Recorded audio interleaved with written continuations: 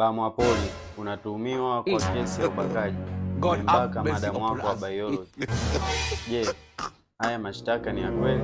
Ndugu hakimu, mimi sijambaka madamu wa biology, ila ilikuwa ni katika hali ya utekelezaji wa taaluma. Tulikuwa tunafanya practical ya biology. Mungu hakimu amenibaka huyo. Madam, acha uongo madam. Tulikuwa tunafanya practical ya biology. Wewe Mungu umenibaka. Umenibaka. Hakimu simsikilize huyo. Narudi kwako madam wa biology. Ni kweli mlikuwa mnafanya practical reproduction? Hakimu, huyo kijana ni mwongo. Huyo kijana alinibaka ofisini kwangu. Tumefanya practical reproduction. Kwanza hata kwenye mtaala hivi. Huyo kijana ni mbaya. Madam, ache uongo, umeenjoy show. Mbona ulikuwa unatoa miguno? Kijana ukae kimya wewe, ulinibaka. Ulienjoy show.